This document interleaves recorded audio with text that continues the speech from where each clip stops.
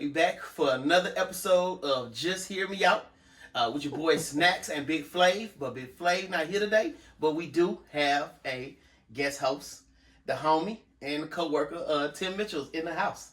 What's up, everybody? What's up, baby? You all right? I'm good, man. How you doing? Hey, chilling. Yeah. How you been?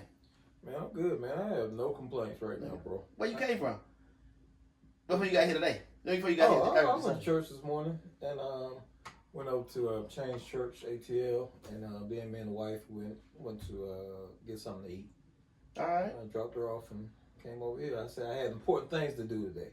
Oh, yes. Oh, yeah, you had important things. That must be what you're gonna do after this. Oh no, that I heard, that I had to, I was filling in for somebody big, but so I decided I'd come over and give my presents or whatever. But no, for real though, it's a pleasure to be on, your large platform here. Hey, you know what I'm saying? You gotta speak to what it is. Yeah, exactly. I appreciate your large platform. Thank you, my very large platform. It's been I was excited when I got the text message. Your assistant called me and was like, hey. Cap. Hey, Mr. Snackavelli, I would like to have your presence on Sunday afternoon if you're available. So I said, yeah, I think I can do that. Well, I appreciate you coming, man. I really do. Yeah, man. You said y'all went to what church now? Change. Change? Yeah, What is Change it? Church ATL. It's actually over in Duluth. It's way up there. In Duluth? Yeah, man. Wait, where y'all stay at? We stay in Midtown. Oh, y'all forgot y'all moved to Midtown. Yeah. I'm still thinking y'all stay in Douglasville. I'm like, No, what? Man, that y'all would like be Change Church for real. Yeah, that would be a change, right? Yeah. Nah, but we It's white folks or black folks? It's both. It's mixed? Both. Yeah, it's mixed. Well, it's predominantly black. How long y'all services be? About an hour and a half, if that. Ooh, nice. What kind of music is it? It's I don't know how you would say it. It's like the. Is it like gospel or is it contemporary? Is it alternative? Yeah, I would say it's contemporary. Yeah. Contemporary being like stuff you hear on Christian radio station? Like Christian radio, yeah. Okay. Yeah. Copy. Yeah, like music you hear on the fish or whatever like that. Yeah. All right. Yeah. So how y'all found that church? And how long y'all been going? Just a month, man. Because we've been out of church for a while. Yeah. Shutdown or whatever, and I told the wife I needed to. Well, we were both saying we got to get back to church. Because I'm a church baby, so I grew up in church. So I just feel like I need to have that presence. Which I understand the church is in you, but at the same time, it's good to go to the building and to actually to enter praise and worship with other people. It's real cool. I like that. Yeah, no, it's definitely good to interact with folk. Yeah. I guess in your church experience. Yeah, you know about church too, so you know exactly what I'm talking about. Yeah, dude. I know you had your experiences, but yeah, you know what I'm saying. I do, and I'm kind of trying to start going back, just a little dibbling and dabbling. I ain't really trying to go like hard. I'm never gonna go back to the person that I was when I was going. So right. I'm trying to go back. Just maybe to give my life a little bit of organization, a little bit of order to it. I mean, which actually is going to go into, as a matter of fact, we're just going to let that roll right into what we're going to get into, or some of the things we're going to talk about, and that is midlife crisis. For me, midlife crisis, feeling like I'm missing out on a whole bunch, feeling like, because of certain things tied to Christianity, you just can't really explore, you really can't do, because it's either taboo. If it's not wrong, it's taboo. Depending on, like which... 3 wives or something? No, not 3 wives. Not 3 wives. I'm only kidding. Not 3 wives. I can only afford the one. I can really only afford the one. Nah, I'm just joking. I didn't cut you off. Nah, you good. But yeah, so now we're trying to get back into it, but just a little, because I'm not going to be the same. Like I said, I'm not going to be the same Donald. Right. Midlife crisis just is a whole different thing when you look back at your life and you realize you lacking a lot of experience. And you feel like you need to catch up, and then some of the moves that you may have to make to try to catch up, just not. And it's not even like tied to like biblical things, but when you start thinking about what's normal and what's safe a lot of people might say in the church Bible, well, is there like a lot of wisdom? And then they're gonna find a way to tie that wisdom to the Bible to say that's what you should do because so and so in the Bible did it. And then you like, man, come on now, he was living his life at the time. This don't say that's what I'm supposed to do. Yeah, you know what I'm saying? And it's a lot of stuff like that, and just, but this, yeah. And so I'm starting to get back into it, but I don't want to jump ahead, but we do know. So you and I do know that you did deal with cancer, right? I did. And then you came out and you beat it. You want to tell us a little about that? And then we'll Absolutely. go back and on what we... Hashtag beat cancer, then ride. There you go. Hashtag beat cancer, then ride. Look it up. Hashtag beat cancer. Then ride. Then ride. Not beat cancer and ride. Beat cancer, then ride. How that came about was me and the wife were in my first chemo treatment, and I'll tell you about how I got how I went through cancer. But yeah, on my first chemo treatment, excuse me, we were sitting there talking, and I told my wife, I said I'm gonna beat this cancer, then ride my motorcycle. I'm an avid motorcycle rider. I wondered if that's how you got Yeah. I said I'm gonna beat cancer, then ride my bike. Was that after cancer that you got the bike? No. I was riding before I got sick. Okay. And once that came about, and hashtags it's been prevalent for a lot of years now, but this was in 2016. So we just added a hashtag. So that's now trademarked. It's mine. Beat cancer, then ride. We have a Facebook page and a Instagram page. And how it came about in 2016, I had a lawn business, and I got a checkup in March, and they didn't in March. I got a checkup in March, and they didn't find anything. You know, everything was supposedly cool or whatever, but all through the summer, I was just feeling like dog tired every day. I had a lawn business, so in September, I told my wife, I said, something's not right, because when I tell you, after about an hour or two going to work, I was pretty much done for the day. And, wow. And you was cutting grass. Yeah, cutting grass, out there in the sun and stuff. Wow. So I went to the doctor on a Thursday, and he looked at my chart, and I saw it on his face. I know he missed my blood being low. So my hemoglobin was down to a 5. A normal hemoglobin is 13.5. Oh, wow. So I was about to stroke out. Yeah. So that once he looked at that, he saw it, and he asked me, did I have like any particular cravings and stuff, which I did. I was eating a bag of lemons a week. A bag of lemons? A bag of lemons. Wow. Bro, check it out. I was coming home, either I would cut it up or Juice, my wife, Juice would cut it up, not peel it. Just wash it, cut it up, and like maybe sprinkle salt on it, maybe not, and I would eat the whole lemon, bro. The peel and all? The peel and all, the whole lemon. What in the world? But because I was highly anemic and I didn't know it, it's just like a woman being pregnant and having certain cravings that's not what's the word? It's not normal? No, no nutritional value. That's what I'm trying to say. It has no nutritional value, but you crave that type of stuff. Okay. And I was eating a bag of lemons a day. So again, that Thursday, he said, once he looked at my chart and stuff, and he asked me those questions, and he said, I need to send you to get some blood. So that was Thursday evening. Friday morning at 6 o'clock in the morning, my phone kept ringing, and it was the nurse. The nurse, when I answered, she said, hey, don't go to work, don't drive, don't do anything, but go to the hospital to get some blood. So me and the wife, we went to the hospital that morning. They ended up keeping me for the weekend, right? And they gave me 3 units of blood. Dang. Yeah, because my blood was that low. So they said we need to find out where this blood is going. So they took a stool sample.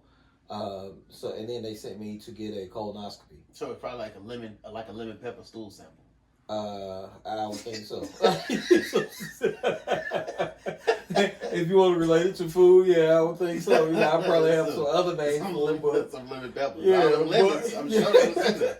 Well, I mean, The lemons, it was a weekly thing. I mean, when she went to Was it yellow? when she go to, huh? The stool. No, I mean it's regular. I mean you digest it regular or whatever. Yeah, But I mean I wasn't eating a bag a day. It was just a bag over the course of a week. I was right, eating a a bag bag. a week. Yeah. Copy.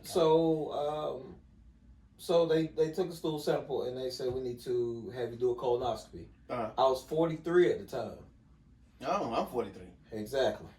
I was 43. Wait, so I should be getting colonoscopies now? If there's a history in your family, yes. Oh, okay. Is there a history of cancer? Nah. The age is 45. So my pops just got back from getting a colonoscopy maybe like 3 or 4 years ago. And he was like, he's 60 now. So he probably was like 55, 56. Okay. And they had found polyps. But other than that, they was benign or whatnot. Early detection is key. And Right. exactly. That's part of early detection is key. Okay. That's why we go to get colonoscopies. All right, so you hear that, guys. Get your colonoscopy. Yeah, go get your colonoscopy. Wait, what is that like? 45. That's the one where they stick the thing in your behind? Yeah, best sleep you up get. You don't even know they've been in there. It's like somebody came Come in on, there, dog. Somebody came in there and took you. You ain't even know.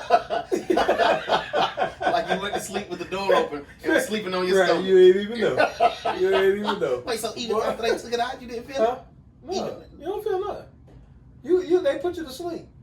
And the anesthesiologist, when they put you to sleep, you know, you're on the table. Mm-hmm. You do, like the day before, you do like a clean out. They give you like They get that orange stuff? some prep, you know, like that big jug right there. It's either something like that, or they'll give you like Miralax. You have to take like a ton of Miralax and put in like some Gatorades and drink it. Yeah.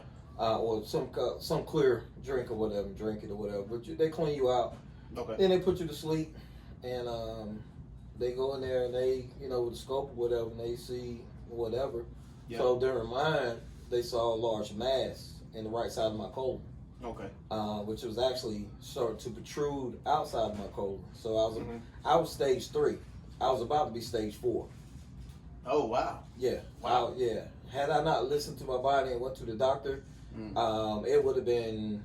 I can't say that I'll be sitting here with you today, Snax, because, like I say, it was pretty progressive at the stage that it was in.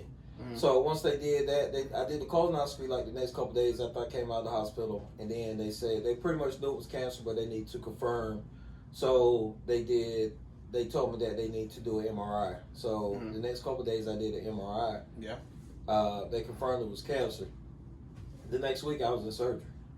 Wow. The next week I was in they surgery. Weren't playing. Yeah, the next week I was in surgery, and I was out of work for almost 2 years. Dang, that's a long time. That's a long time. And I had my own business, you know, which my son, kudos to my middle son, TK, he ran the business, which I had a lawn business. Right. He ran the business while I was sick. Was he doing it before? Yeah, he was working with me before or whatever. But, you know, it's different when you're doing it, you know, when you're handling everything yourself. So right. He held it down, and I later shut the business down because I didn't want to do it anymore. He chose to, you know, go another route. So we ended up shutting it down. Okay. Yeah. So then that takes me back to the beginning whenever I was talking about midlife crisis, because whenever I was thinking about, you know, things you and I could talk about, we both is close enough to the same age. Well, how old are you now? I'll be 50 in June. Okay. I mean, well, I'm 43, so yeah. I just came through there. Yeah. I just passed 43. So then, to me, a death experience or near death experience, because you were about to be stage 4, and how many stages is it? 4. Yeah, so that would have been the wrap, basically. Yeah. That's near death. If you ask people me. have come back from 4, and people do deal with 4. Yeah, but in a lot of cases, right, 4 is like. I mean, that's the end of the road. It can be. It ain't no stage 5. And when there's no stage 5, right. Stage 5 is sleep, permanently. Right. So I'm thinking that midlife is not. I'm not comparing it to what you went through, your struggle, but I am comparing it to the mindset of, if I look back over my life, I done lived the bulk of it. You know what I'm saying? Being 40, let's not make it to 80. You know, and on average, I think the lifespan is 70 something. Yep, 75. So I done made it over the bulk. So you're almost 2/3. Right. Yeah. And so now I'm thinking, man, you know, the older I get, the closer I get to dying, just by happenstance. Not even, you know, no accident. It'd be something internal. So I started thinking, I gotta catch up. So now I'm like now I'm trying stuff and doing stuff. Well, so I'm wondering if you went through that after you beat it. Yeah, but I wouldn't say catch up or do. I would say live life intentional, being intentional how you live Okay. right now. Doing stuff that you want to do. Let me say this: after I finished chemo, now mind you, chemo is not 100%. Chemo only, and people don't even know this. Chemo is only it's around 30-some% effective. What? Yeah, people, so you have That's a lot. crazy. So you have a lot of holistic people. Hey man, I have people call me. Hey man, you might want to try other ways or whatever, but not do chemo. Right. I did 7 months of chemo, but when you hear you have cancer, your first thought is, I'm getting ready to die. Yeah. And that's real, so anybody. I'm not poking jokes. Yeah. But when I was midlife, was like, yeah, that's how I felt. Yeah. Well, like when you hear, you have cancer. I mean, your first thought is, I'm getting ready to die. Yeah. That's not always the case. That's why you guys need to, if you're 45 and older, or if you have a history of cancer in your family, you really need to have a colonoscopy. Colonoscopy, early detection is key. Colon cancer is detectable, is treatable, and is beatable.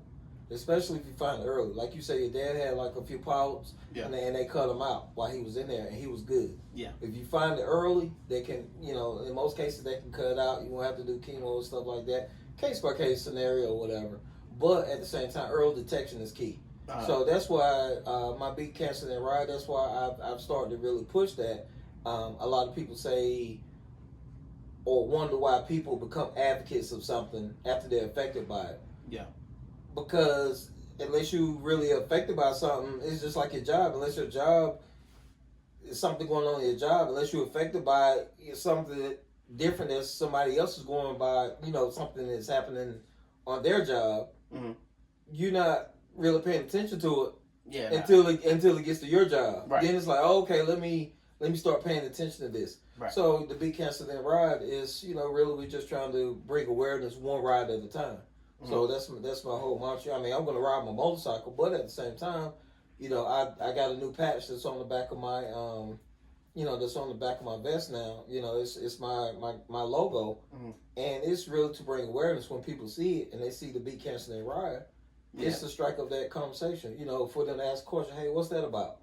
And I can tell, so it kind of opens the door for that. Getting back to what you said, I really don't feel like it's a situation where where you need to catch up or like you're missing things. I think you just really need to be, this is my opinion, I think you just really need to be intentional about stuff that you want to do or stuff that you need to do. Okay. I.e., if you have kids, you need to talk to them as much as possible when stuff comes to your mind. You need to talk to them about it because tomorrow's not promised for any of us. Right. They can leave tomorrow just like we can leave tomorrow. Right. But at the same time, we want to make sure, I tell my boys all the time, I have 3 boys. I tell them all the time, my dad, I think, was a super cool dad, but he didn't do a lot of talking. My dad was old school. Right. I'm the youngest of 9. Right. So they're, in my estimation, they're in old school parents being, my parents, were older. Right. The lights on. I love, that's how I show you, I love you. Oh, you got something to eat. That's how I show right. you love, you got, you got clothes. The heat is, it's warm in the house, right? Right. But with my boys, I just make sure I try to talk to them more, the things that I may be lacking. I let them know, hey, if you feel like there's something that I should have did more or should have did better, then you take the good stuff that I did do, and add that to you when you have your children. Yeah, no, I think you see what I'm saying? Yeah, no, I think we all do that. Yeah, I'm saying so by the end of the line, our kids should be a little better. Right. Versus saying, my dad didn't do, like I said, my dad didn't talk a lot, so I'm talking to my kids a lot. Yeah. Finances. Yeah, mine didn't talk a lot either. Nobody. But my kids probably say I talk too much. Especially they done got in trouble. But you're a talker. You're a talker. Everybody's just not. hear me out. Thank you. Right. You know, but everybody's not like that. You know, and see my like as far as finances is concerned, me and my wife have been married 20 years. Nobody, no adults in my family or her family have ever talked to her about finances, about money, about how you need to do, how you need to handle, how do you need to go about, how you need to do X, Y, Z.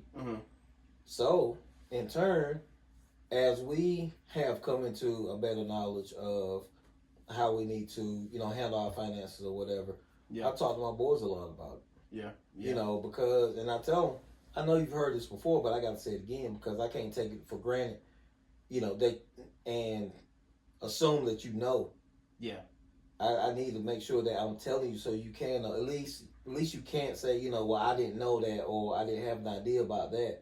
I mean, we just have to, continue on. I think for me, mine has been like one of the things that I wanted to correct with my kids is just to give them a lot of experience. I didn't have like a lot of experiences growing up, and not to say that my parents didn't give me any. They were, they let me go and do, when I wanted to, but I didn't have like a lot of influence, a lot of outside influence in my life to encourage me or to introduce me to new things. And so I think that's probably finances is never really been one because I suck at it. I ain't gonna lie. My wife is probably better with saving money. If you just talk about just saving money and not spending it, I mean, to me, I'm self-care as hell. So if a double quarter pounder seems like a self-care, even if I just had a slice of pizza, then I'm finna get the double quarter pounder, god dang it. You know what I'm saying? But when it comes to... you gotta practice some kind of... I mean... but I'm working on that, though. But mine has been experience. So I try to push them to try new things, to go do this, to especially traveling, to show them stuff for as much as I can. I'm not rich by all means. You do what you can within your parameters. I mean, But so, I guess you kind of already answered that. What's that? No, well, just what afterwards. What was your mindset? And you already told you need to be more talkative with your kids, and you've told me in times before, to tell them you love them, more often, letting them know that you're proud of them, and then now you're saying finances. Right. What about your relationship? So how has your relationship been different? And I asked that specifically because I watch y'all. By the way, if you don't give his Instagram, well, you can give your Instagram to him now or your Facebook because you be doing your reels and stuff and trying to all the time. Yes, it's just my name. Instagram is Tim Mitchell 617. Which is my birthday, June 17th. Tim Mitchell 617, or just Timothy Mitchell on Instagram. On Facebook. You gonna give him the cash app? Huh? You gonna give him the cash app? Nah, be listening. I'm just letting you know if you give him the cash app, some folks may say, "Hey, that's woman type stuff," because they were like, so recently I did one on dude saying, it's suspect for men to be out here telling folks it's my birthday because they want something in exchange. Oh, that's why you said no. I was just saying 617. That's the only reason why I said 617 is because people say, "What's the number stand for?" Yeah, people, I got you. When you see one, it's like I want you're thinking, is that the area code where they're from? Yeah. Or that it's just my birthday, Tim Mitchell 617. I know. So no, I'm not giving my cash out, but hey. Listen. You're not giving his Snax SNAX 1224. Give your boy a little something. I appreciate it. See, what's 1224? What's that? Your birthday? Nah, when I was growing up in I played baseball, and 12 was my favorite number. And so anytime they was having, and I just doubled it to give it a little extra pizzazz. Yeah, all numbers, on people tags, they have. Mm-hmm. In most cases, have a significance. That's that's why I asked you, what that was. Yeah, 617. That's my birthday. Right now, I get it. So that's June 17th. No, June 17th. Yeah. So I noticed on your reels and on that juicy is extra silly. Yeah, it's just juice. What I said? Not juicy. Everybody say juicy. It's just juice. Oh, thank you. Okay. I gave her that nickname. How did she early on in our relationship, and I don't know why. You don't know why? And she gave. We talk about all the time, like, where did we get that from? I don't know, but it's juice. All right, so, but juice is extra silly. And I wonder who that made me think, who was always silly, the whole relationship, or who was the most silly? And this is actually, the question actually comes back to just me. Mm-hmm. Because after I'm married 20 years, Mm-hmm. but I'm realizing that I've been serious for too damn long in a relationship, Right. and not let my own hair down. I take Mhm. everything serious, Yeah. and I don't be funny, or I don't use my sarcasm like I know I got, because if I was talking to a friend, I probably would be a little more sarcastic Right. than I am at home. But then that's always taking it serious because I don't got no, because it's not a game. I don't be trying to play, and I be reading everything you say. I'm focused on you. You know what I'm saying? With everything. Yeah, So but- every little thing you say to me is taken seriously. But in a relationship, I feel like I'm gonna get what you said, your question. But in a relationship, you can't take everything as serious, man. And you got to understand, especially being in the game 20 years, man. You got to know some stuff that used to bother you or may used to kind of wear you out or whatever. At the time, you got to realize, hey, it ain't that serious, or it ain't that whatever. Like for instance, say me and Juice having a conversation, and you say me and Juicy? Me and Juice are having a I conversation. say Juicy. I've never said Juice. Alright, I've never said Juice. Me and her may be having a conversation, and this is what it used to be. Okay. We may be riding in the car, and I'll be, hey, text Snax and let them know we'll be there in 20 minutes. Mm-hmm. But she's still strolling on the phone. Mm-hmm. You on the phone, you strolling on the phone. It's really nothing of significance. And I used to get mad, like, why don't you just do it? Your phone is in your hand. Go ahead and do it now. You see what I'm saying? Yeah. But I have come to the realization that she gonna do it. She already said okay, so let it ride. Mm-hmm. Life is not that serious. So sometimes we gotta kind of, again, let stuff ride. Don't worry about it as much. The answer to your question about her being, that's her personality. She's not. So she was always. She's been like that all of her life. Before I met her, she was like that. Were you? I'm the always serious like person. That? Oh, okay. I'm the serious. I'm. She says I'm funny. I can crack a joke. I have a good time. Yeah. But You more sober minded. Yeah, I'm really more serious than she is or whatever. Because I can. Man, I just watch her sometimes. She'll just be standing there, and I swear music just play in her head, bro. She just be standing. She just be like, won't nothing be going on? She just, and I just look at her and I smile, because I love that about her. She's so happy-go-lucky, and since the cancer and stuff, because I know we keep dibbling in and out of that. But I tell you, bro, like when I finished chemo. And I went to talk to my oncologist. They thought it had spread to my liver. Damn. So my doctor told me, bro, that I had 2 years to live at the time. Damn.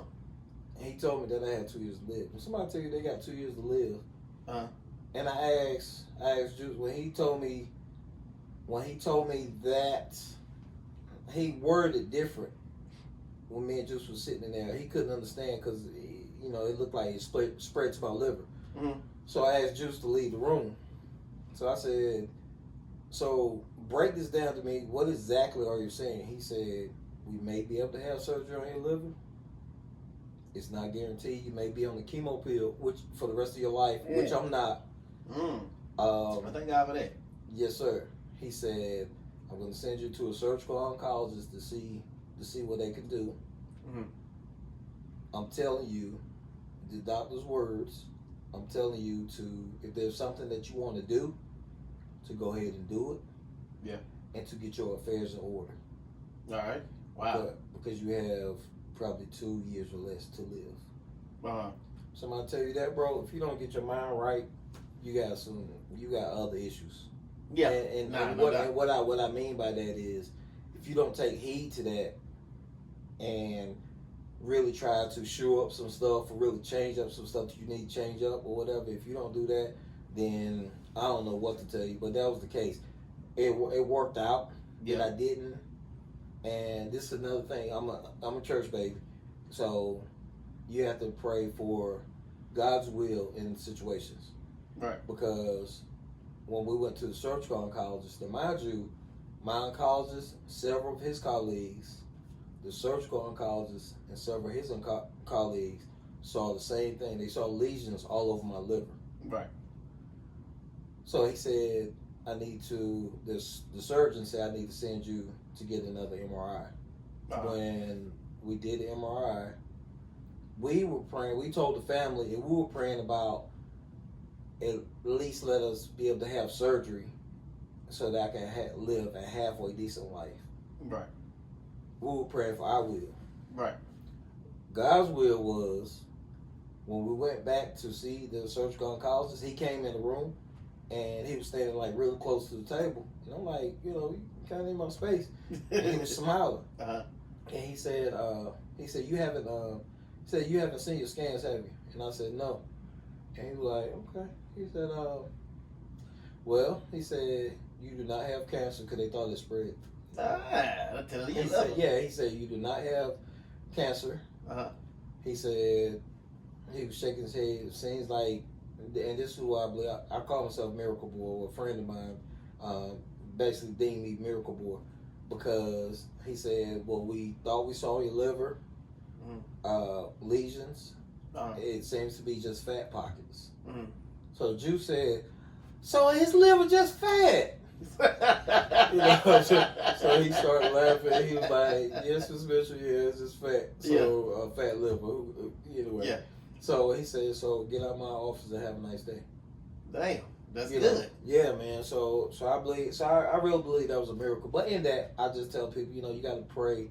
That God's will be done in your life, not what you're praying for. So what's for you is for you. Yeah. But since that time, bro, and I didn't even tell Juice about that until my conversation with my oncologist. Yeah. I didn't tell her about that. Mm-hmm. I didn't tell her what he said until we went to until I got that final diagnosis that I didn't have cancer anymore. Oh, okay. Yeah, so, that's what's up, man. Yeah, man. But you change you have a paradigm shift. You just try to talk about myself. I try to have because everybody's not the same. Some people go a different route. I try to be nice to everybody. I try to smile at everybody. I try to have a nice day. Encourage people to have a nice day. Yeah. I try to do stuff that I want to do. Mm-hmm. Like last year when I rode to Cali on the bike. Yeah, that's what I'm talking about. Do stuff that I want to do. Tomorrow's not promised to anybody. Exactly. So my mindset and Juice mindset. Again, she's the funny one in the relationship. I mean, because she's always bubbly like that. Right. But she is really like, you only live once. YOLO is her mantra, bro. Yeah. You only live once, yo. She rode with you on the bikes in California? Heck no, she rides to lunch, man. She ain't going nowhere. She ride to what? She rides to lunch. Oh, to lunch. Yeah, she got a few hours. hours. You got the little cart? You ain't got the little cart on the side? No, I got the big bike. She called that the tour pack. She called that the crib. She was sitting there chilling. But I mean, she ride. We've done Charlotte before.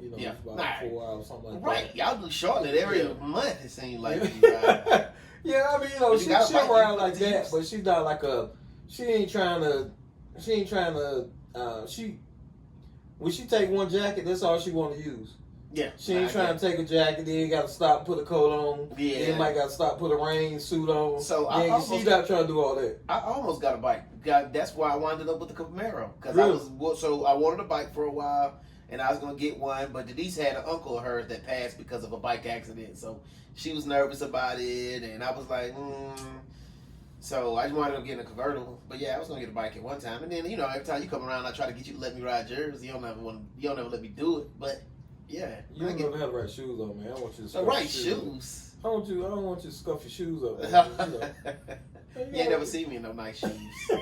Today was your first time seeing me in some nice shoes, and that's only because I decided to start wearing the Jordans. And they are fucking fresh. I like them. Because I keep them in, because I don't wear. I just been buying them. I just been buying them and collecting them because. So when I grew up, I never grew up with no nice shoes. Yeah. I never grew up with no Nikes or no Jordans. I didn't have none of that. My mom and them, I got my shoes was Attack Force from Walmart. Pump, you know what I'm saying? Yeah, They be pump, but on the pump would be Attack Force. Right. You know what what I'm saying? And so we never had no nice shoes. And I had friends who, Suedo friends in high school, and they were caring about style and stuff. And so I would hear about it, and people would talk about it, but I never really bought none until my son came along, and then he got into it, and then he started buying shoes, and they was coming in, and I was like, you know what? And I'd had people before, like in the last 5 years, tell me things like, it's all about your shoe game, Chavis. Snax, you don't gotta have you ain't gotta have the best fit. Just as long as you got you some good shoes on, some good, nice, respectable shoes, you good. And if you want to, just keep them in the car so they'll always be on you. So you can always just slide into them. What kind of friends you got, man? Listen. Matter of fact, he gonna come on the podcast one day. The one guy who told me that. He work in our business. He in electric. But yeah, it's a brother. He told me, like, listen, Snax, bro. You just need one good pair of shoes. It's all what you like. And so then I started buying and collecting them. I don't mean so the older I get to, the more I like matching. And then I had another guy in the business, in the electric department. Boy, electric got a lot to say, I guess. I need to have him on the podcast since they running. Matter of fact, Jordan, the co-host, Big Flavor, is electric. Okay. But he was like, he told me, it's good to match Snacks, but you don't want to be matching from head to toe. You like an old man that way. So, but because I had started matching my clothes and stuff. And so I was like, all right, well, let me start getting shoes. And I would buy shoes. And I'd be like, okay, well, one day when I find me a nice shirt to go with these shoes, because I like the shoes, or I like the color of the shoes, or the style, and I started rocking it. But as of lately, I just started saying, you know what? I've been saving these shoes up. Hell, I'm just gonna start wearing these joints. I'm mad to keep the stuff fresh, because I wear them today, and the same day, step in a mud puddle full of black ink. And next thing you know, my shoes is all messed up. I don't want to wear a shirt and spill something on it that day. And you just have to be intentional with your fit, man. If you got a fit on, just be intentional with it. But I mean, so what else? I mean, so would you say you lightened up? Not being as serious as you was before? Yeah, I would say so. Yeah. Yeah. Mm-hmm. Cool. Yeah, I mean, because my mindset is always to make sure everything is good in the house, and so I'm always thinking about the next whatever I need to take care of and stuff like that. So you've been married? So you've been married 28 years? Yeah. I'm sure cancer probably helped pour concrete into that.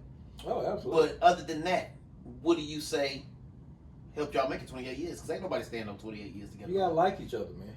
Like so, but you don't always like each other. That's you don't always like your friends, but you'll still call them the next day or the day or two after. I mean, yeah, because you care about it. Yeah, exactly. I mean, you get on my damn nerves. But, it's the same thing. You get on my nerves, but we've been together. I mean, we've been through it, so I'm gonna stick with you.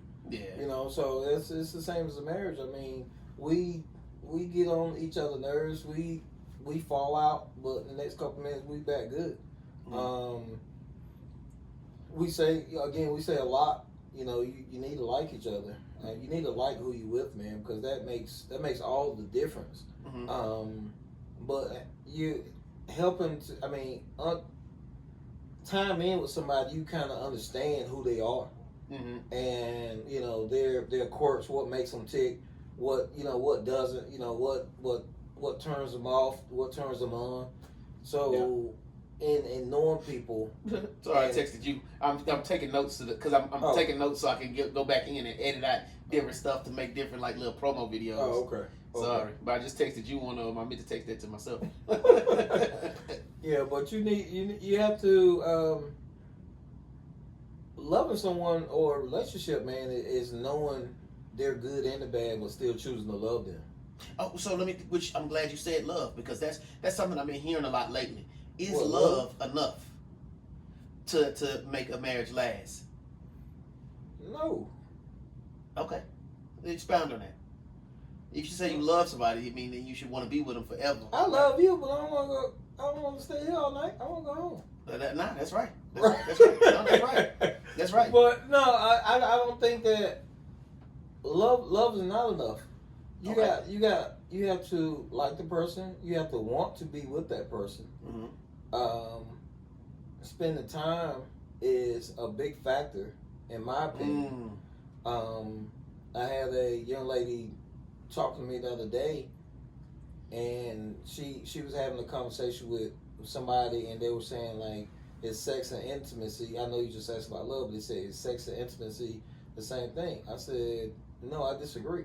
Okay. You know, she was like kind of new in a relationship with her. I said, now, if your partner is saying that sex part is intimacy with it and it's built on that, it's gonna crash and burn.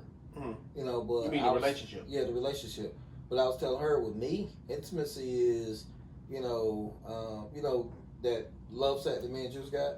You know, the big pillow thing. You know, I've seen it. You know, I've seen the love set. Anyway. No. Is it on Facebook? Was she on Instagram? Did you see the video the other day when she was jumping on that thing?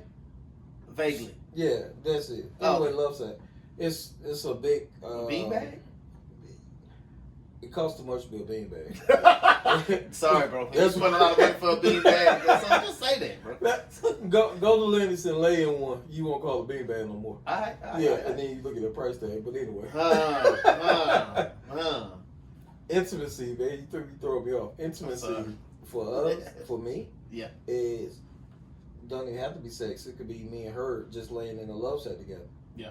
I mean, because it's like a giant pillow, you know. So we just like, because we touching each other, because we beside each other, whatever. That, you know, to me, that speaks volumes as far as timing, intimacy, you know, touch, feel. You know, men are stimulated by touch, but women, in that sense, are stimulated by touch as well. Well, I mean, we stimulated by sight, but I think our sensories change when it's in a situation like that. When you're laying beside the person that you really want to be with or you really want to care about or whatever, it's not always a visual thing. And mind you, you know, if I see a kneecap or something, you know, I'm turned on, you know, possibly or whatever, but at the same time... Just off a kneecap? I'm just playing, man. You know, we men are visual, man. Yeah, no, I got you. She got nice kneecaps. Oh, wow, okay. No, I'm just saying, I think that because men are stimulated by sight or whatever, I think it's sight and touch, and it depends on what type or how you allow yourself to be stimulated. Like if you are stimulated by, you know, actually spending time being with them, you know, shoulder to shoulder or hand to hand, leg to leg or whatever. Yeah. If that's what stimulates you, I think that's a type of intimacy that is, you know, really overlooked, especially in today's society. You know, because everybody got whatever they doing. I mean, the world is just different right now. Yeah. But it's not bad. Man. But I it's definitely a new world. It's definitely so to me. Yeah, I mean, it's definitely a new world. I mean, it's not the same world. But you're right. But so to be specific about that though, that's what I think we miss when it comes to relationships. And I'm gonna use that to just say this real quick, and I'm gonna let you get back at it. Is that the world is different? It's not the same world our parents grew up in. And I think in order for the relationship to survive that, you're going to have to change how the world changes. Maybe how you see relationships, how you review them, what y'all do inside of them. All that is, you know, it should be subject to, not that it has to. Because if those two people like the traditions that they grew up with and they want to maintain that for the rest of their life, that's their business and they can. But on another hand, if y'all grew up, you know, I mean, I don't, just for a lack of you know, examples. If y'all grew up doing one thing in y'all's intimate time, but then that gets boring, or if you grew up doing finances one way, but then for whatever reason, you know, y'all switch it up, that's your business, and you should be able to, and you should be able to change with those crazy, because times are crazy. People liking crazy stuff that your parents would be like, "Oh my God, they what?" But then you shouldn't let that affect you if y'all want to try make it work though. The key to make it work, you both got to want to do it. Right. And so if you ain't moving together, it ain't gonna work. So then that causes division. So right. So now let's piggyback off of that and say then, when I asked you earlier about was Juicy just the silly one, or were y'all both silly, or who was more serious then? Because now you have to, and I'm really just talking about maybe my own life, but I think it applies to everyone, is that how do you work that out? How do you work, you know, the changing and the communication? Because desires change. Over 28 years, y'all might have liked one thing then, but y'all like something else now. And what if not just you changed, Maybe you like numbers 2 and 3 when y'all got married, but now you like 4 and 5. And maybe she like 2 and 3 then too, but now she like 1 and 7. So now how you supposed to work that out? Because you like 2 and 3, you like 4 and 5, and she like 1 and 7. Y'all got to communicate that and come to some kind of compromise. Communication is key. Right. And acceptance. But I think communication is key, and that's why love is not enough. Because that's why I say when you ask me is love, no, it's not, because you got to understand each other. Yeah. You got to understand how the other person moves. Right. You got to understand that, okay, they're going around the corner, but I know they're coming back. Right.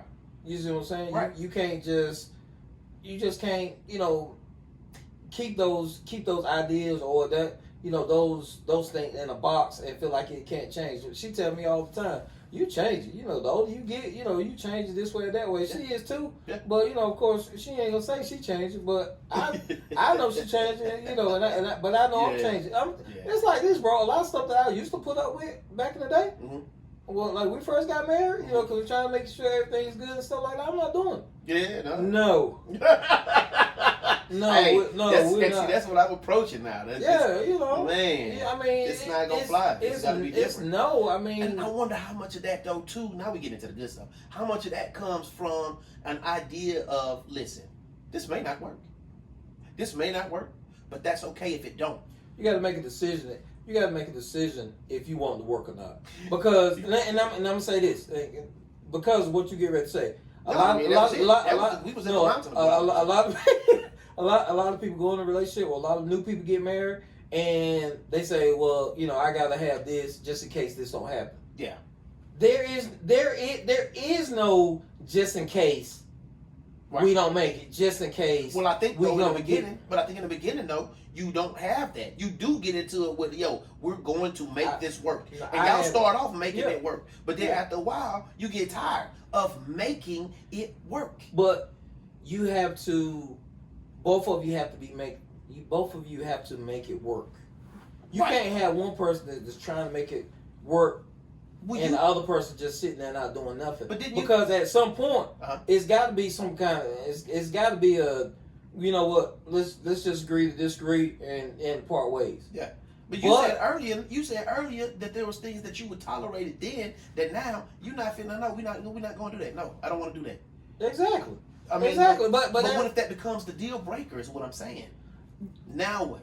With me, it's not. There's nothing that I'm saying. No, I'm not doing that. That's going to be a deal breaker. Okay. See, when you got to understand when you're younger and you're thinking about stuff. Your mindset is different. Your mindset is not settled. But the longer you with somebody, or the longer you stay with them and understand them or understand what you're dealing with, you can say yes or no to certain things, and it's not a deal breaker. It's just a no. You see what I'm saying? It's just a no that they can live with. Is what I'm saying. Right, so now that's what it's a no that they can live with. But you're saying no to something that you think that she can live with. Exactly. But what if she can't live with it? Then that's when the communication comes in. That's when we got to talk about it. Right. Okay, well, I don't want to live with this no. Okay, well, let's talk about this. If it's still no, then either you can be mad, I'm going to be mad, or you can go do it and I'm going to be pissed off, and then we just got to deal with it. Yeah, we'll work it out. We'll come back together. We just got to the roundabout. Yeah. We'll come back. So maybe, and I was listening to a podcast yesterday, and he talks about, and I'm speaking from self, but it's a good self because, and let me just cut to the chase. I was listening to a podcast with Charlamagne on the Breakfast Club, and Charlamagne brought up this whole this shadow self. Meaning he means like desires and things that you never tell nobody. He's weird, isn't he? Well, everybody is weird in their own aspect. But the idea of it is everybody has things in them that they're, and I don't even want to, maybe that's going too hard. Let me just say, there are things now that you probably would tell Juicy, because there are definitely things now today. Juice, I'm sorry. There are things now that I will say to Denise that I wouldn't have dared say back then.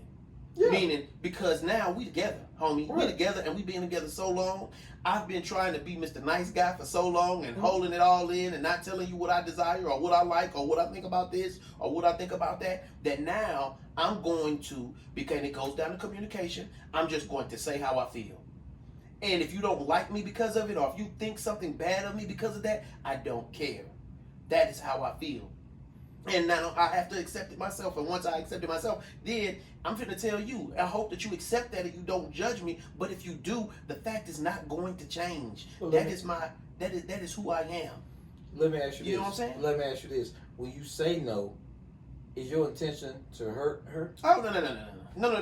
That's the And I don't even. That's the difference. I don't bro. mean I've ever told her no. I don't tell her no to anything. Yeah, I'm just trying to say. I'm saying that's the difference. You got to understand, you know, in what context you're saying it. Mm-hmm. You know, if you're saying it to hurt them, or you know it's gonna hurt them or whatever, then you know, hindsight, you might not say that if you know it's gonna hurt them. Yeah. So you're not gonna, when you're in a relationship for a long time, you're not gonna intentionally do stuff because in your mind you've been with them so long. Your thing is you trying to let it be for their the best that you could be for them. Uh-huh. If that makes sense, but not necessarily. No, I'm saying this. No, I know it's gonna hurt you. I don't care. Whatever. No. Right. I mean, you're not gonna do that. Right. If you actually care about the person. Right. So that's not gonna. I don't even think that's a valid assessment because you're not doing it to intentionally hurt them or shut them down or tell them no it's just no and yeah. So now, without any kind of Well, so with me, this is what comes with me being over the hill or in my midlife is that I spent my whole life trying to do and be what I thought I was supposed to be instead of just being who I wanted to be, being myself and loving myself, and then being myself in front of other people without excuse, without excuse. And so you then in my relationship, I then try to communicate that. I try to show, this is just who I am. You know what I'm saying? I may have hid a lot of that, but that to me comes with, you start off one way, and then after so many years you change, and then it comes through communication. You have to communicate that, and then it becomes me trying to communicate it, and just leave it on the table to be accepted or rejected. It doesn't matter. But at the end of the day, I can't stop being who I am. This is who I am, and we have to work. We have to work that out. Not that I'm finna be something that I don't think that you can deal with, because I think that you can, but I'm not you. Right. Only you can decide. You know what I'm saying? How you gonna take that, or how you gonna do with that? Are you giving them room to accept it? Yeah. Or not? Yeah, no. I mean, hold on. This is not gonna turn into. Hold on. You're not my therapist, my guy. This is not for that. I'm just saying that we're just trying to come to, how do you make it? How do you make it 28 years? And what does that look like? Because people change, and the way they feel changes, and I mean, at the end of the day, you hit it on the head. It just comes with communication. It comes with you having to work that out. But what are you working out is my thing. I think you have to be it has to be some self-awareness going on. You have to know who you are and what you like, what you don't like, then be able to communicate that to the other person. And without a doubt, and they need to. And so it's not just love. It's not just love, and the person that you're with, they have to have their eyes open enough to understand that you are getting older, young. We don't get younger, older, different, want to move in a different light or whatever, and they have to be able to see that and acknowledge that. They might not accept it or they might not really like it. But again, going back to what we were talking about earlier, you really need to live your life accordingly to how you're feeling. And because if you hold back from doing certain things or and all that is within perspective, with a grain of salt or whatever. I mean, I'm not talking about wild out or whatever, but doing just wanting to move in a different way, or the restaurants. You may have not been I'm just gonna say pizza. You might not be a pizza person or whatever, back in the day or whatever, but you starting to like pizza more. So it's like, hey, I'm going to go try this pizza restaurant. We're going to go try this pizza restaurant, or, we're going to do this one. You have to understand that you have to give yourself time, but you have to give them time Yeah. to be able to move with you. I'm gonna tell you something. You were talking about, or we were talking about like when you getting older, or when you just. Juice probably ain't gonna never look at this podcast, so I'm gonna say this. Don't get yourself in trouble. Right.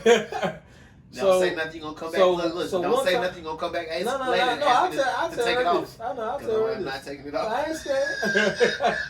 No, look, right. Hey, you need to hear what he said about this. But, at one point, it was some years ago, man. She said something about we were somewhere in front of people or something, and she was like, all right. She said something like, all right, you're gonna be saying that later when you trying to get something or something. Yeah. And bro, when I tell you that struck a nerve, it's like somebody shot a dart in my back. Cause I was like, I said, what you say? I told her, I said, listen, I don't think I said that loud. I think I called to the side. I said, listen, don't you ever threaten me with sex again. I was like, because that ain't something that's a problem or needs to be a problem.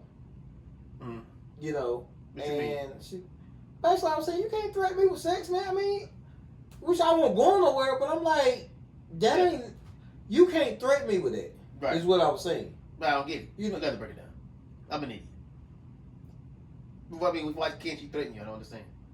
You think threatening me with sex is gonna make me not do what I'm doing? Oh, okay, I get it. Yeah, no, yeah. Or if I was some other dude, no, yeah, to go do what I want to do. If you saying no, yeah, you see what I'm saying? Now, don't get me wrong, I ain't going nowhere. I ain't been nowhere. Nah, I got you. I'm just saying. Nah, I get what you're saying. I'm just saying that ain't never a. You can't never threaten me like, all right, you be wanting some later. No, I'm not. See, and so now let me cut you off. That was my problem for a lot hey, years. No. It ain't nothing bad. It ain't nothing bad. It was my problem for a lot of years because I catered to love. Because I wanted to feel loved. And to me, love is physical touch. It's words of affirmation. You know what I mean? It's negatory, whatever. You know, those kind of things. That's what love is to me. Or that's how I feel it. You know what I'm saying? If I feel loved, that's why. You know, yeah, for the most part. There's a lot of nuances and different little things in there. But I'm catering to that. And everything I do is because, in general, I'm trying to get some, at some point. And so let me not fuck it up, excuse me.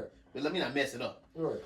But it hasn't been until recently, though, that I've learned, bruh, that is not the ultimate.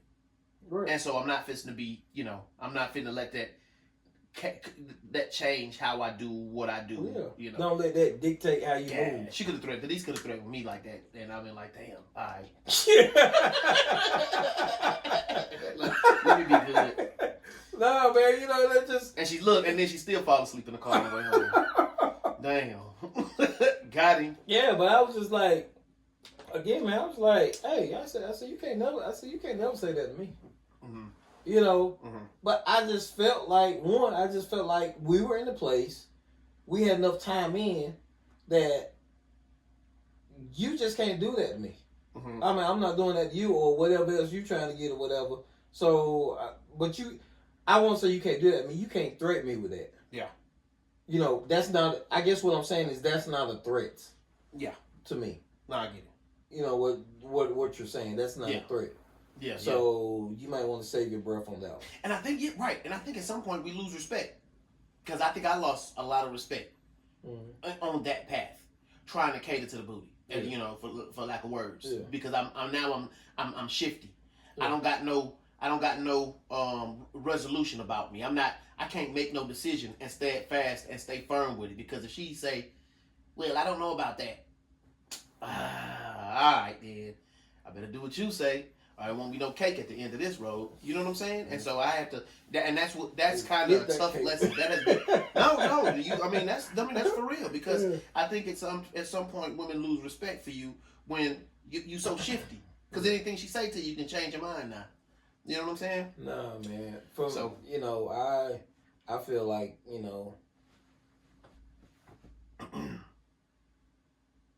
most women.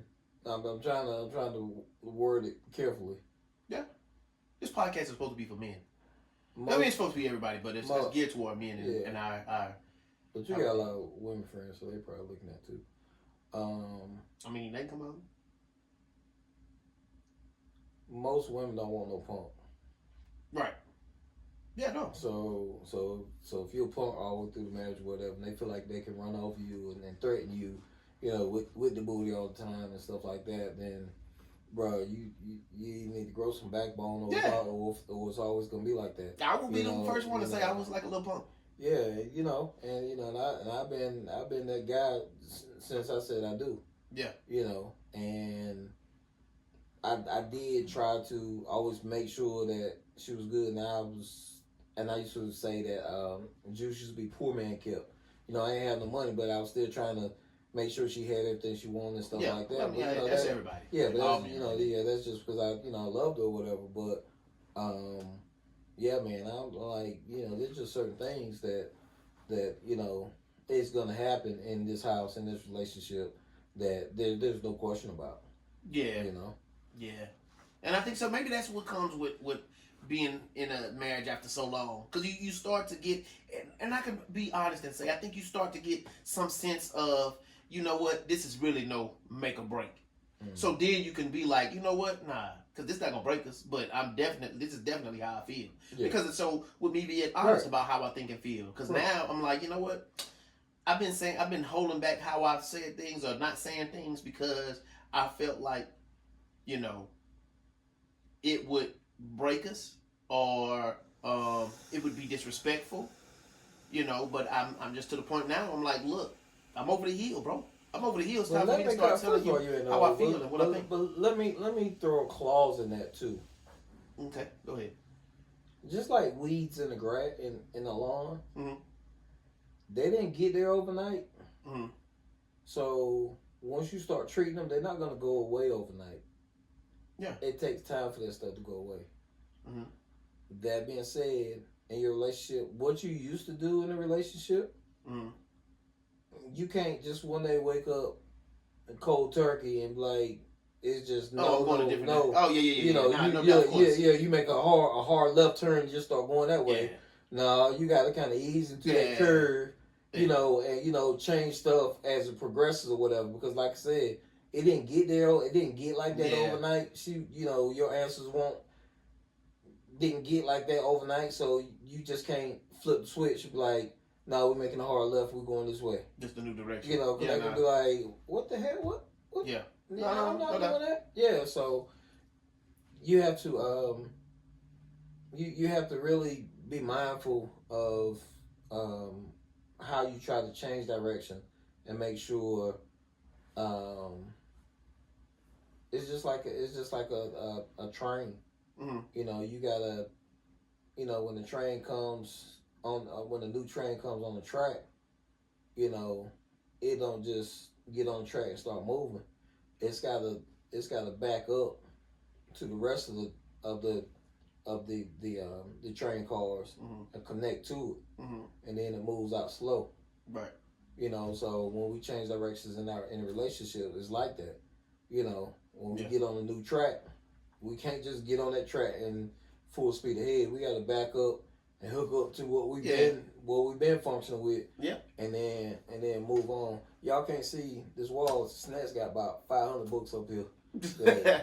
He be reading some books. So I'm looking at all these books. He got a whole bunch of books up here. Read. Yeah, I know that's your thing. I just keep looking at all these books. I'm like, not even a lot. You're my idol. Friends got way more. I don't have that many books. There is a lot. So what's a lot to you might not be a lot to me. Vice versa. Right. That's a lot. No, I got you. I appreciate it. So kind of switching gears just a little bit though. We're gonna still stay with the family. How was raising kids? How was raising kids?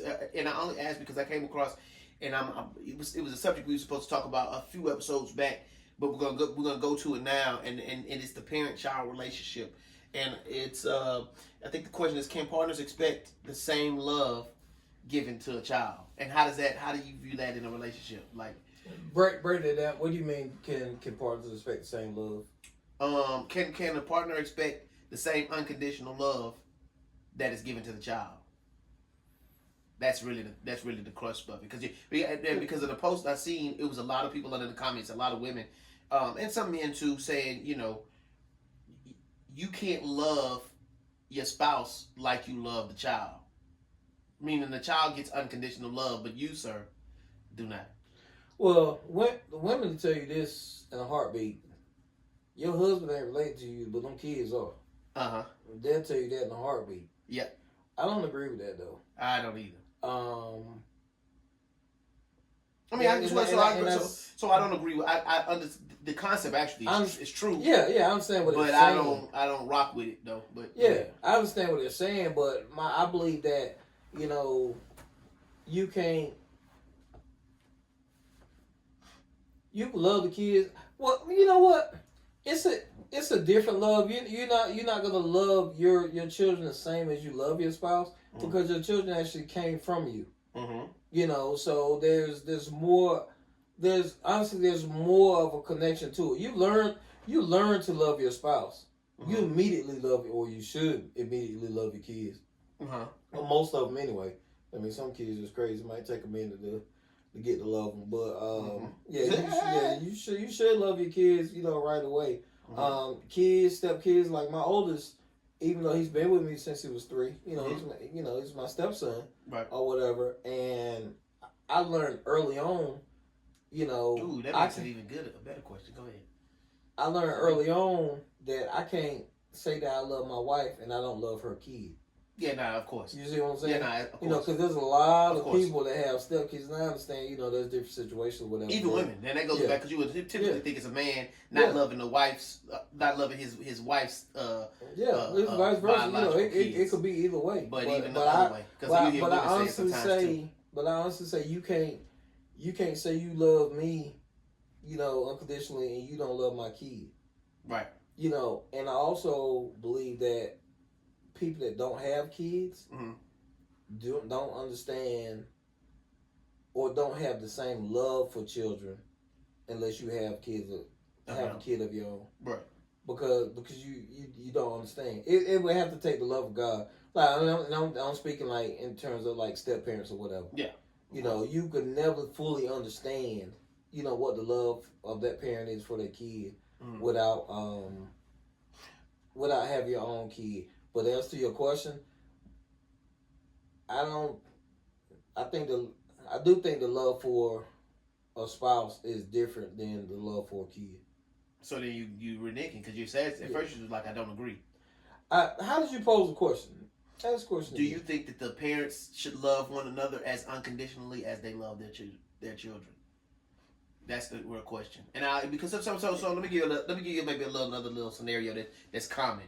You'll oftentimes find a woman with children will find a man to come into the family, her and her kids, and then she will choose him over them. And not like a holy I'm choosing him over them, but she's catering to him. And I don't want to say to the detriment, because it's easy for people who will say, yeah, that is to the detriment. Any kind of love she has to that man is going to be to the detriment of her children. But in my idea and understanding, kids are still kids. Kids are easily replaced. I mean, they are. People don't. Kids are easily replaced. Man, because they're too easy. Kids are easy to make. You can't make an adult today. You got to start off with a kid, but you can make a kid easy and get it to another adult. You can't make an adult. You can make kids easy. You can make a kid, and the kid make it to an adult. You explain it. I understand that. You see what I'm saying? So I think, to me, I don't think it's such a travesty that a woman would choose a man. And it's just hard to say, because I don't want to say over her kids, but that's what it's going to look like in some aspects. Because in order for her to, because she could say, you know what, I'm going to choose my kids all the time. And I'm never going to choose the man over my kids. But to me, a smarter woman would say, okay, well, I'm going to have to make this man feel extra special, especially if it's somebody who could come in and provide and get a better life for her and her kids. She is going to have to, at some point, find a man and give him that much attention that he's going to come in and do that. And so I say, this whole unconditional thing about I love my kids unconditionally, and that's the crazy part because women will say I love my kids unconditionally, but at the end of the day, you want a man to come and pay for them and take care of them. They daddy for one. I don't think that's It's just a lot, man. What you just said, all that's a lot. You know, when you have someone coming in with kids and well, woman, even if you're biological, let's just say biological then because it's got to be a case by case basis. If case by case, if both of the parents are the children's parents, yeah. Now what about that? Then who place she should make first? The husband. See, okay, well, so now she choosing her husband over the kids. Why she gonna make the kids first? Why she gonna make the kids play first? Because the kids are more important. Why? I mean, because that's what the commenters under that page, they was definitely saying the kids are more important. Nah, you know what? Actually, I said the husband, but because I would still say the husband. With me, it's never really mattered because she always. Well, we not talking she about always make sure she good. Yeah, so I'm different, huh? I mean, listen. Anytime you try to talk to somebody about truth and stuff, you always have to leave them out. You gotta, especially if you're talking to a woman. I'm sorry, and I might take heat, but you can never speak in generalities because everybody will say, "Well, I'm not the typical person." You're a lie. Well, let's go back to the table. It depends on how big the kids are. Okay, well, I mean, if they babies, still. If they babies, you take care of you fix the baby's plate. And so that's my thing. Yeah. You know, but if they old rusty teenagers walking around, no, she fixed my plate. Which that don't matter to me. She does, and that don't matter to me. Yeah, the teenagers fix their plate, you know, and mom fix them, or vice versa. He fix her plate. Yeah, or vice versa. Yeah. Or, I mean, what about? I mean, so the kids, man, they too easy to make. It's my thing. That's my whole. I ain't never heard you can easily replace kids. Because I get what you're saying. Yeah, we do everything to protect the kids until the kids to a certain extent, but at a certain time, which is actually at a certain time, it's time for them to move on. Right, but then we so hypocritical with that because you'll say we do everything to protect the kids, but then when it comes to the kids in these shootings, you have metal detectors in the government building to protect people who making laws, but you don't want to put none in the schools because that's gonna make it feel like a prison. Yeah, you don't went all the way to the government building, man. We still in the house, bro. Yeah, okay, let's still keep it with the house in a traditional setting, and that's a whole nother conversation because who. You have to take care of the ox that tread the corn. You got to take care of the husband because that's the one that's providing. If my memory serves me correctly, when I was little, my mom used to fix my plate and my dad's plate. The rest of the kids that were big enough, they fixed their own plate. When I must be the youngest. I am. And like way younger. Than your siblings. Well, no. Because you said the rest of the kids will fix their plate, but you got yours made. Yeah, you know, I mean, that's like pretty much elementary up to middle school. Oh, okay. But like middle school, you start making your own plate anyway. Yeah, true that. Go ahead. You know, so like I said, like when I was little, she would fix my plate and she would fix my dad's plate. I didn't see her fixing. You know, I don't necessarily remember. You know, the teenagers getting their plate fixed or whatever because they're big enough to do it themselves. Right. And I'm sure that when all of us were smaller, which I mean, my older sister's 17 years older than me. 17. You know? Yeah, I'll be 50. Yeah, and so there was always, in my estimation, there was always teenagers in the house. Right. So that paradigm has always been, you know, the little ones, and pretty much the little, you know, the teenagers probably was fixing my plate, you know, while mom was fixing dad's plate or whatever. But mom always fixed dad's plate. And you seen the Blackest episode about, you know, why the woman always fixed the man's plate. Have you seen that episode before? Yeah, I've seen Blackish. I done seen some Blackish. I'm not no big TV person, so I got my own shows that I watch, and Blackish just wasn't one of them. Well, they always do like, you know, different scenarios about how did they go? About different people, whatever. And they were saying how in the black household because the man had to put up with so much outside of the house, especially in society, which like I'll say the old days when it was really black and white, and you know when blacks were considered 2/3 of man and stuff like that. Yeah. the black man would be out of the house all day long, doing whatever work he was doing, Right. and then he would come in the house. It was always the woman's deal to fix his plate, to build him up, to make him feel like the king of his house, because that's the only place that he could feel like that luxury was in his own house. He was serving in the streets. Yeah, because he was servitude in the streets or whatever, so he really didn't have that out in the streets. So they did that, and they did like they had like a Jewish family, like the Holocaust and stuff, like where they did like some it was some type of dish or whatever, but that was like the dish that they had, same type of scenario, but with that culture, and then like another culture or whatever. But I pretty much, because I'm black, I just pretty much remember what they were saying about, the black man or whatever. So so I felt, which is true, the black man go out and, he had to do whatever during the day or whatever, lashed or whatever, and then when he came back in, it was really to uplift them. So, I think like the other cultures were kind of like looking at that, like, why are you fixing his food or whatever? You see what I'm saying? Nah, yeah. So she explained that, and they explained, why they ate a certain dish, in their culture or whatever. It was because of, I think they could only get this dish or something like that, whatever type vegetable it was or something. Yeah, but so to go back to the beginning, then, do you think that it's a different type of love? Yeah. Okay. Yeah. Okay. Yeah, I think it's a different type of love. You can't. I love my wife and I love my kids, but if you had to choose, but there's a difference. If you had to choose, I don't know if I could choose. Yeah, I don't know if I could choose, because that's a hard situation. I mean, it is, because I'm always gonna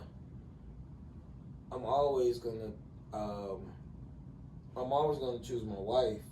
Depending on the type situation. Of course. Of course. With my kids, it's like. Who do you think you was gonna choose? That's a good question. I would say she would choose me. Yeah. But I don't know. I mean, she got love for her kids like none other. So it's just different. Yeah. So that would be that's a hard question. Who they are now, it'll probably be me. She like them clowns, themselves. Yeah, or whatever. Yeah. But them being younger, it's gonna be the kids. Like my youngest. So you think Juice would choose the kids? I mean, listen, it's not bad. It's not bad. I'm asking. That's why. Probably not the older two. Maybe Josh. Yeah. Because he's the youngest or whatever. And because Josh still gets some liberties that the other ones don't, because Josh is still pretty much college age. We believe that, which Josh didn't go to college. He chose not to go to college, but actually, if he went, he would be graduating this year. What are you doing? He working. That's the one they work with. Okay, that's the one they work with us. Okay. Yeah. Okay. Yeah, and he trying to get mine now. Yeah, man. On this next show, I'm gonna try to vibe, and hopefully I can drive for one of these other departments. Yeah. So that I could get him in on some day plan and slide him on in up. Yeah, but he doing good, and because like I say, he's still pretty much college age. He still gets some of the liberties, because if he was in college, we would still be doing certain things for him. Yeah. The old ones, 27 and 33. You pretty much, y'all handle it. Work it out. Yeah. Or whatever. So, all right. So that's what that is. All right. Well, we don't beat this one long enough. This relationship thing. Let's slide over to the social media. And you talked about, so you trying to grow your platform. How's that going? I feel like I do a lot of stuff, and I really need to narrow it down. Yeah. Yeah, I really need to narrow it down, because when me and you, like, actually a while ago, while I was pushing my moto vlogging on the motorcycle, on YouTube, but I had to get my engine replaced in my motorcycle, so I fell off. And you know yourself, once you fall off, it's hard to get back. Hard to get back on, to start, put content back in or whatever, because you got to actually, shoot it. You got to run it down. You got to put it all together and stuff. Yeah. And it's just a big deal. And I say that I want to do it, but I think stuff don't happen until your want becomes stronger than your your actions become stronger than your wants. And I say that because I say I want to do. I say I want to put out, more content for my moto vlogging. Yeah. And I got plenty of material. But my actions don't show that. Okay. So just like I would tell a young person, you don't want to do it that bad because your actions don't show it. Yeah, I got a homeboy that do me that all the time when I talk about losing weight. He'll be like, you don't want to lose no weight for real. Yeah. You always come up with excuses. Yeah, because your actions don't show. So my actions, my damn nerves. So my actions don't show. And it's so crazy, because like every weekend, what you see, hashtag weekends with the juice, right? Yeah. So I always, every weekend, because we work long hours and stuff, every weekend, I'm always taking pictures of video of juice. So I put videos together, 1 minute reels, weekends with the juice, right. Of the weekend or whatever, and put it out. Yeah. I get more gratification doing that, just putting on 1 minute reels out. Yeah. Than the long content? Than the long content, for some reason. Yeah. And, I ain't gonna lie, because it's much fun sitting at home making these reels than it is doing this podcast. Yeah, because it's work, man. I mean, and that's more fun. Now, switch gears with the beat, cancel, and ride, because I said I recently got trademarked, or it's in the trademark process or whatever. That's why, like, when you look at the hashtag beat, cancel, and ride, now it's got the TM behind it. Yeah. I'm official, baby. I'm well, official. business now. That's right. So, and I just got my new logo done, and getting support patches for like people that ride motorcycles and shirts and stuff, paraphernalia. So I'm really starting to push that now. And what I mean by push that is like I said, I'm having the patches made up now. I have some shirts. I'm gonna get some more shirts, and this when spring breaks, Harley Davidson, I ride a Harley, so Harley Davidson has every Saturday, at the different ones, they have like a cookout, Harley Davidson? Yeah, If you ever ride by Harley Davidson on Saturdays, like, you always see like crowds out there or whatever. Oh, yeah. A lot of times, it's like customer appreciation days or whatever, but they have vendors out there and stuff all the time. So I said what I'm gonna start doing is bringing awareness to the Beat, Cancel, and Ride. But in doing that, I'm gonna start setting up a tent at these Harley Davidson. Getting a booth. Yeah. Setting up a tent. With a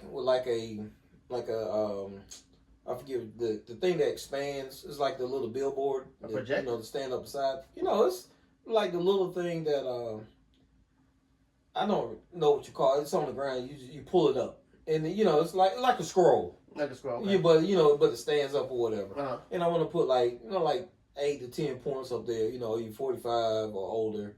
There's cancer. Is cancer prevalent in your family?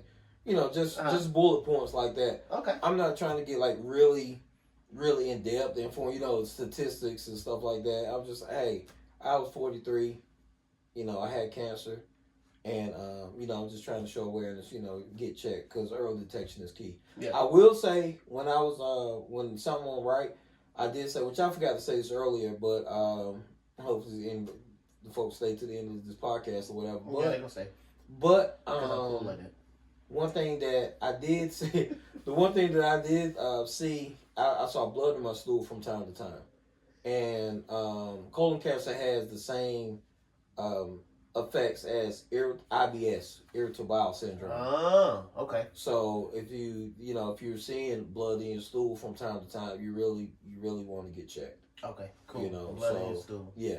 Right. So that was, besides being tired, that was the only other thing that I noticed. And eating bags of lemons.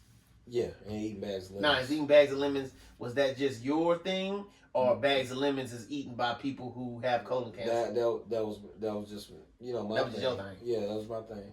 Copy. After I had surgery, no more lemons. I ain't seen no lemon. Dang, you don't even drink lemonade. Yeah, and I was eating like 2 or 3 bags of sunflower seeds a day, bro. Yeah, you know, for that salt. You know, I Yeah. was, I was just, 'cause my body was missing that, so I was just sunflower seeds and lemons. It was crazy. That's crazy. That's crazy. So you say you had more fun making the reels. You trying to get back into it because you done got off. You know, fell off because you had to do engine work on your bike. When was the last time you rode it? Is it finished? Yeah, it is finished. Yeah, You said it's you finished, done you've been posting. You've been back posting. Yeah. All right. Sure. Anything else you come in with on your mind that you wanted to talk about? No, man. Just want to say I'm proud of you, man, for doing your thing, man. You know, keep plugging because everybody got to start somewhere. No, man. I think I get that from you. You know, you never know where this is going to take you in a little while. Yeah, no, you told me. Yeah, I got that from you. The last time we talked about social media stuff, you was like, just keep doing it. Just keep doing it and keep doing it and don't stop. And eventually you'll gain traction. Yeah. And then not only that, you'll have history. So when they do catch on, they got stuff they can go back and they can listen to. Exactly. And watch. So exactly. Be intentional, man. Be intentional. Yeah. So, when you gonna be riding though? It's raining outside, man. Oh yeah, you ride it today. You're talking about you. Oh, I thought you were riding today, man. Yeah, nah, I don't feel like that's how people need to be divert. Oh, is it the TV? Do y'all watch TV? Yeah. What y'all watching? I don't watch that much. She watch everything. I don't watch that much. Well, what'd you watch? I can't even tell you. That's why. So you don't watch TV for real, or you just be on the couch watching? Yeah, I just be on the couch watching. I don't even pay attention. I'll tell you what I do like that show with what's the name? Bob and Abishola. I don't even know who that is. That's what I'm saying. That's the name of the show? Yeah. It's on ABC. It's like an African lady and a white dude. I didn't even heard of that. Like she's a nurse and he owns like some kind of company or whatever. It's a comedy? Yeah, it's a sitcom. I like that. There's a show called let's say Crew something. Black Ink Crew? No, not them folks. So you done seen it before. You don't like it. Yeah. I don't even know I don't shows that have like drama all the time, man. That's it. I like feel good TV. I used to joke with my boys all the time.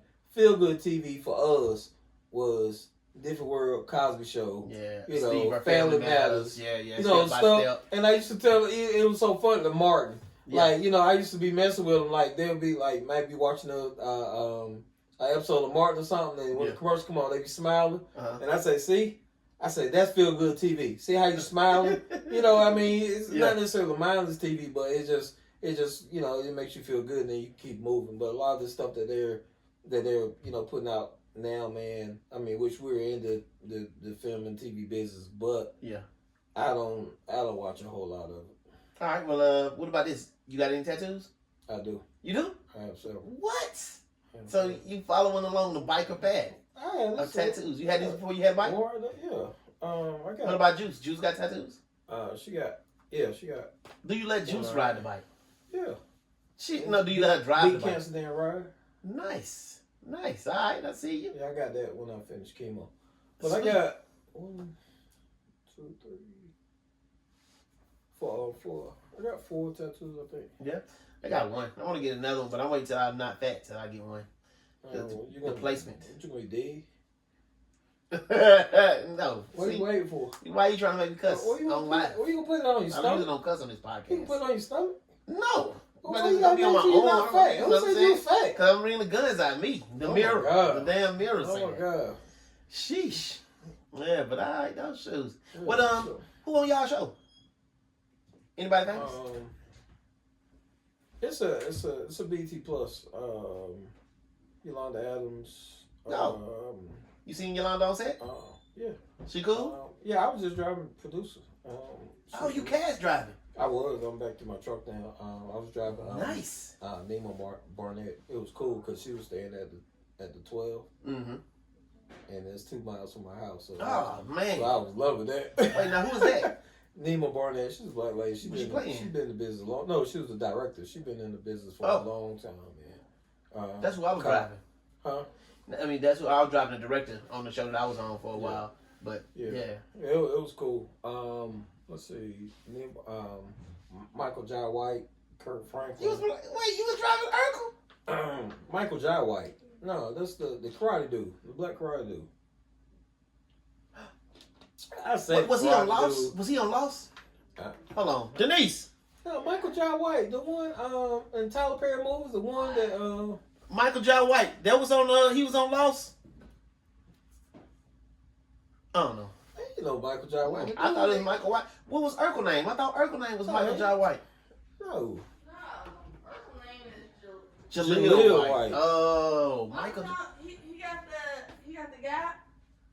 He got a gap. I think so. He not the. You know what I'm saying? Let me see, Michael Jai White. He not the dude from Why Did I Get Married? I don't know. Yeah. Yeah. Oh, okay. Said all the same. You know what I'm saying? Yeah. Oh, okay. Oh, matter of fact, while I get married, she was married. He was married to what's her name? Who was counting his gas mileage to know if he went to work and came straight home. Oh, okay. What was his name? Marcus on there or something? Yeah, Marcus. Yeah. But let's see him. Oh wait, all on this show? They all on this BET show? Is it Kingdom Business? Yeah. Season 2. Mm-hmm. See, she watched. She watched everything. She watched everything. What's the lady? The black lady. She's really Loretta Devine. Loretta Devine. Is that the? I don't know. Is that the one that got the sleepy eyes? And she was on 227. She on 227? I don't know. I don't see that. Was she on 227? She might have been. Hey, 227 is old. She was somebody mama on some show I did watch. You was on Waiting to Exhale. Real Divine. I don't know. But she wasn't no. She wasn't. Yeah, I think that's the lady with the sleepy eyes. Who eyes I would like they half sleep, like she about to fall asleep. Yeah, and she got a strange voice. Yeah, her voice sound weird. It's like a real sweet little voice. Yeah. Yeah. Cool. Now, which one? Who was the coolest to drive around? Well, I didn't drive her. She rode the van. I just drove the director. The director. She was real cool. But she was just doing this block, so drove her for about 3 weeks. What you driving on the show besides locations? Oh, you driving the locations, Cube? Easy good. Man, listen, that's kind of what I want to get into. The locations, Cube. Over that joint, I'm done. Golly. I mean, unless we, move, but on stage, touch that truck, man. I love it. Man. I love it. Yeah. On my next show, I need to get something. Well, I don't be doing nothing. I'm trying to do nothing. I ain't even lie. I was in the van this whole last show. Boy, Lord, the van get on my nerves, man. That's so with age comes. I used to be a people person, but the older I get, the more.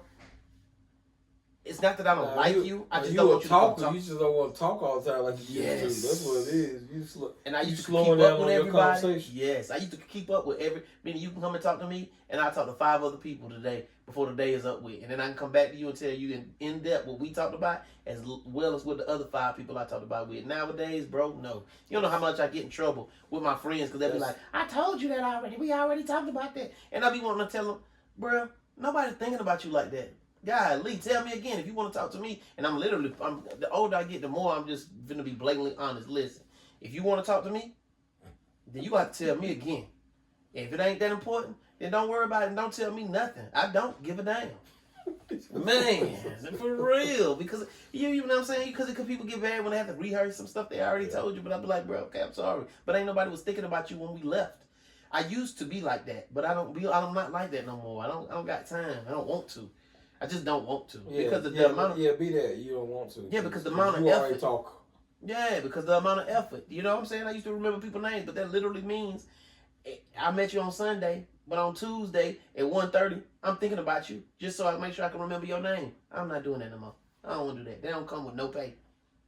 That's why I hate fans, because people be like, so why you not gonna be you no more? So you ain't gonna be you no more? No, I am being me, but that goes back to what I was talking about. That goes back. That ain't Snackville that people know. Okay, but hold on. That goes back to what I told you. What I told you, being in a relationship like it's the same thing, because I'm getting older. I'm feeling a different way about how I feel about myself and how I want to treat people. Because I used to treat people and go out of my way to try to make people feel good, and I still do that. But it's only at certain times and with certain people, and depending on how I'm feeling at the time, I don't go, because you waste. I learned that I'm wasting my energy by doing that all of the time, and I don't reserve enough of it for myself to make sure I'm good, because I'll be 2 seconds from blowing up, and then I'd be like, what happened, Donald? We thought you was, well, nobody was taking care of Donald because Donald was using all of his energy to make sure that everybody else was okay. I can't even see Donald blowing up, man. Bro. I don't know if I can believe that. Yeah, well, so when I was in elementary school, I used to have a bad. This boy doesn't say elementary school. Yeah, that's the last time you went off. It's not the last time. I mean, other than at home and Denise, with just me and Denise. Yeah, I mean, it's times when it isn't showed his face. Like I done been in catering before, and serious about your food, huh? Yeah. One time, but that was in junior high school. Somebody tried to take the fry off my plate. Boy, I got in that swan kick off a Karate Kid and kicked that boy in the face. That's a real true story. I think I'm Facebook friends with that guy right now. He'll tell you that's what happened. But so one time at catering, I had come home. I had already been feeling like less than. I was feeling like nobody really be paying attention to me. One of my pet peeves, I hate being ignored. But I was being ignored in other areas of life, and I got to catering, and I asked him to make me a quesadilla. But he had already, how sometimes some caterers will just have the pre-made stuff ready to go. And so I walked up there and I was like, man, let me get a quesadilla. And he was like, oh, I got something right here for you, Snax. The whole time, camera standing right next to me. He making theirs fresh. So I'm looking at him, I'm like, bro, nah, I want mine. Make mine fresh. He was like, man, Snax, these are fresh, bro. Just take these. No, man, no. I don't want them, man.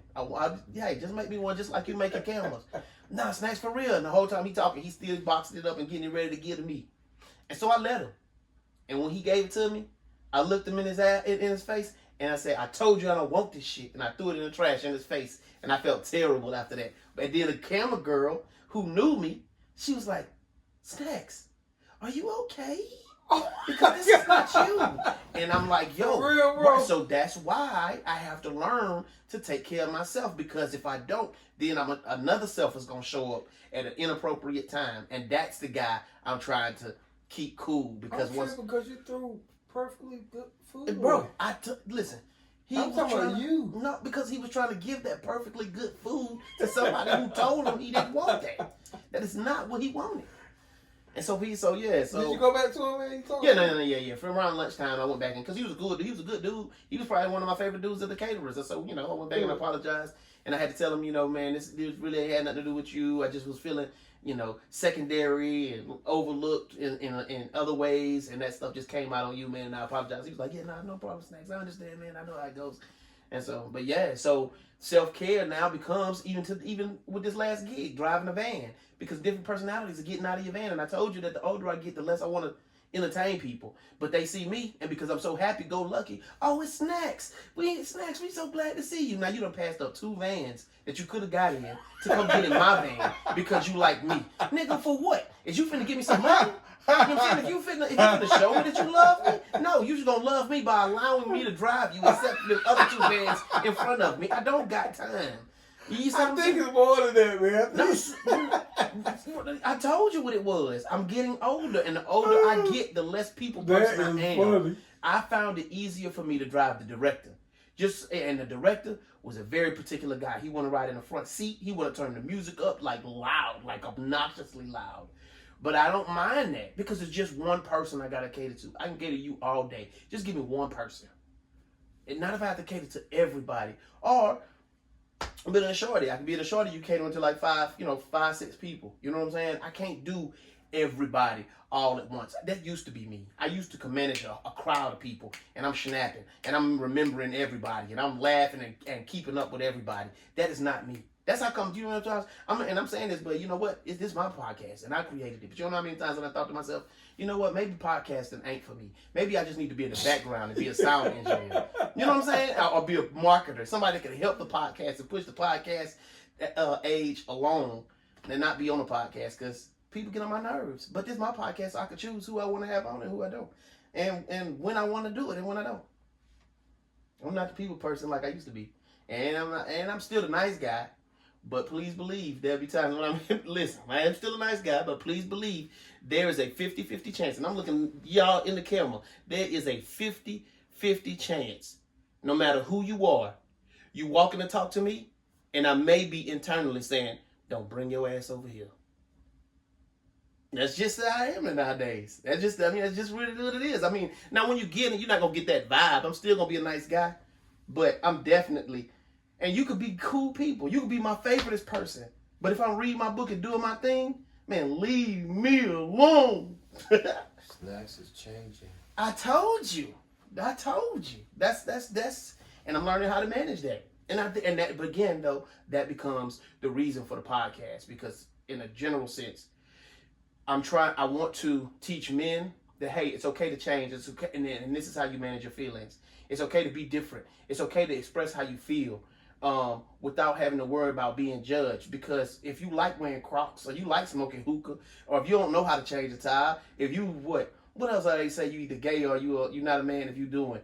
You know what I'm saying? If that's who you is, that's who you is. Forget what them folks telling you. Carrying a merce. Yeah. If you like merces, bruh, wear your merce, man, in pride. But don't let folks tell you what you can and can't do, and who you is and who you not, just because they got ways that they feel about it. And the same thing applies again now, what we said earlier, to marriage. Don't let people tell you how to run your marriage because they not in it. That's for you and that person in y'all's relationship to decide how y'all are gonna carry y'all's marriage. It's not for the church. It's not for the pastor or the deacons, or it's not for your mama and your daddy or your best friends, your auntie, your uncle, your job to tell you how to live in a house with another person.